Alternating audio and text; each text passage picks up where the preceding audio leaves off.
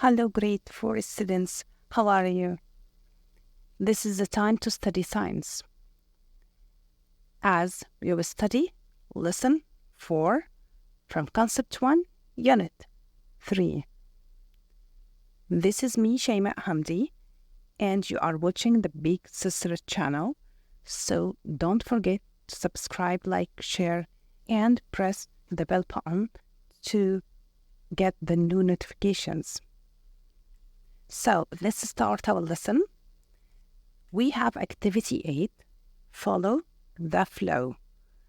As we studied a very important information last lessons, so now we will apply this information on the energy chains that we have today. Okay, but first we need to answer these two questions. All of the energy enters the cell phone is converted into light energy? What do you think? Cell phone means mobile phone, okay? So, all the energy converted into light energy only? The answer, as you tell me, is wrong. Why? Because not all of the energy enters the cell phone is converted into light energy, as some of this energy is converted into sound energy as we hear the ringing or music or any video as you hear me now if you watch me on YouTube on the cell phone. Okay, this sentence is wrong. Okay, we have another question also about the cell phone. Some energy on the cell phone comes out as sound energy. The answer is yes. Good job, Junior 4 students. Okay, now I want you to remember that energy comes in the device is called input or consumed energy. Okay, energy that comes in the device is called input or consumed energy. And energy that comes out, okay, produced from the device is called output or produced energy. The energy that the device takes that comes in the device called input energy, and the energy that comes out produced from the energy is called output energy. Okay, this is a very important information. And do you remember the law of conservation of energy? As energy can neither be created nor destroyed, but it converts from one form to another or forms. Okay, and this also means that all energy that enters the device must finally come out of it, either in the same form or in other forms. Okay, as all energy that comes in the device comes out from it. Okay, so the input energy equals to the output energy. Okay, but it may different in the form. Okay, as in the lamp, the input energy is electrical energy and the output energy are light energy and thermal energy. The input energy, the electrical energy, comes out from the lamp as light energy and thermal energy. Yes, okay, this is a law of conservation of energy. Okay, so now are you ready to study two energy chains, and we will see how the energy flow and converted from one form to another to make these devices operate? So if you're ready, so come with me here. Here we have the first device. What is this? Yes, this is a hair dryer. And what its function? Yes, we use hair dryer to dry hair. So drying hair. Okay, the function is drying hair. What is the input energy and output energy? I think this is very easy. We discussed it before, as the input energy is electrical energy that reaches to the hair dryer through what? Yes, electric wires. Okay, and here, when the hair dryer operates, what happens? What is the output energy? Yes, we have thermal energy, the heat, the hot air that comes from the dryer. Yes, and sound energy as we hear noise. Okay, and kinetic energy as the fan movement inside the hair dryer and the airflow inside it. Okay, so there is a fan movement and airflow inside the hair dryer. So this is kinetic energy. So the output energies here are three: thermal energy, sound energy, and kinetic energy. Okay? So here, if we want to make a diagram to show the input and output energies, so here it's very easy, as electrical energy in the electric wires will convert it into thermal energy, sound energy, kinetic energy in the hair dryer. Okay? Okay, now we will go to another example, the mobile phone. We want to know what is the input energy and output energy in the mobile phone. What is the function of the mobile phone or cell phone? Yes, ringing, as we call each other, okay, using mobile phone. Ringing, so this is sound energy. Second function of the mobile phone, as we can use the flash, okay, to illuminate. Illuminate as to use the flashlight in the mobile phone. So this is illuminating. Illuminating. Okay, illuminating. So here we have two functions, ringing and illuminating.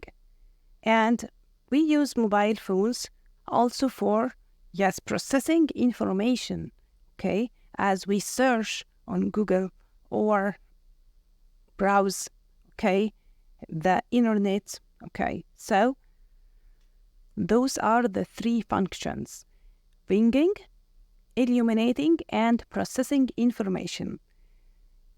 Why the function of the mobile phone is important? Because it will make us know what kind of energies that comes out from the mobile, as ringing means sound energy, illuminating means light energy, and also processing information, light energy, okay, and other types of energies, okay. As we use electricity to charge the mobile phone, okay, and this energy stored in the battery of the mobile phone as chemical energy. So the input energy here is what? Electrical energy, as we use electricity to charge the battery, yes, inside the mobile phone. And the output energies are light energy and sound energy. Yes? Yes. As here, we use electricity, electrical energy to charge the battery. And this electrical energy stored in the battery as chemical energy. Is this point clear? As here, electrical energy stored in the battery of the mobile phone as chemical energy.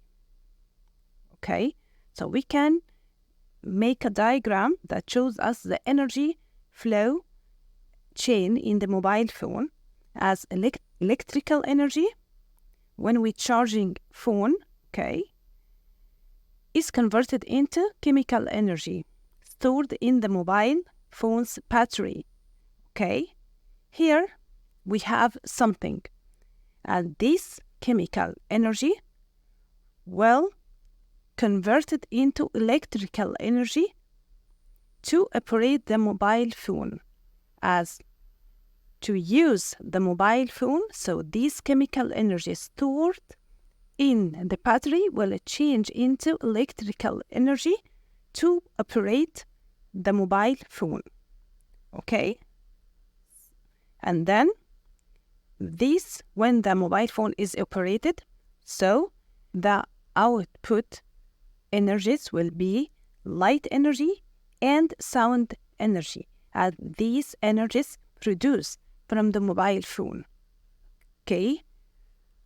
So here, again, in the diagram of the mobile phone, electrical energy in the electric wires, when we charge the mobile phone, will convert it into chemical energy stored in the battery of the phone. And then the chemical energy stored in the battery will change into electrical energy to operate the phone, okay?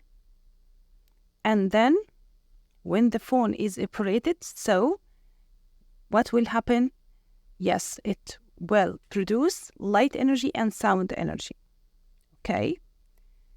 As here, show you this to know how the battery here, which has chemical energy stored in it, will convert this energy into electrical energy, as there is electric wires inside the phone, comes from the battery, as this chemical energy will change into electrical energy, okay, that go through these wires, electric wires, and operate the mobile phone, okay? So here the diagram for the mobile phone again, the electrical energy when we charge the phone is converted into chemical energy stored in the phone battery, and then it converted into electrical energy to operate the mobile phone, and it will convert into light energy and sound energy produced from the mobile phone, okay? Here, when we use mobile phone for a long time, what do you observe? As you feel heat comes from the mobile, okay? As some of the energy is converted into thermal energy. And this thermal energy, this heat, the mobile phone doesn't need it, yes, as it doesn't do any function to the mobile, as a mobile phone need light energy and sound energy, okay? These energies do function to the mobile as sound energy, as ringing, listening music, okay?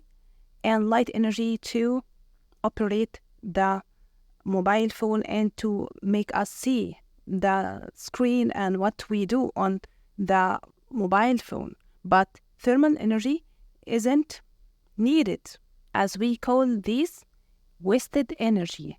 Wasted energy. So we have here question. When we track the path of energy in any device, okay, it looks as the device is losing energy. What do you think?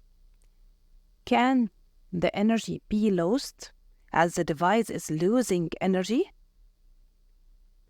No, this isn't true, because according to the law of conservation, the energy that comes in the device must comes out from the device even in another form. So here, if there is energy that can't be used by the device, so it will comes out in a form that we call it wasted energy. Okay? This energy doesn't help the device in its main function. Okay? Here in the mobile example, heat or thermal energy is the wasted energy. Okay? To understand this point, we will take example. Here in the hair dryer, the main function of the hair dryer is drying hair by hot air that produced from it. So here the thermal energy, okay, helps the hair dryer to do its main function because it is the heat that the hair dryer needs. Okay? And here we have the kinetic energy. If this energy helps the hair dryer to do its main function, if you think, you will find it yes, because here the kinetic energy causes the fan movement and the airflow inside the hair dryer. So it helps the device to do its main function. But here, the sound energy, the noise that comes from the hair dryer, does it help the hair dryer to do its main function? The answer is no, because this sound doesn't needed by the hair dryer to do its function. So here the sound energy is wasted energy. Okay, this is the unneeded energy by the device, so it converted into sound energy. The energy can't be lost, but it converted to another form, so it converted into sound energy. Okay?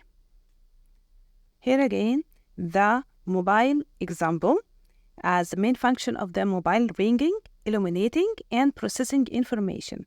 And the output energy, light energy, and we know that light energy help the mobile phone to do its function, and sound energy is helping the mobile phone to do its function.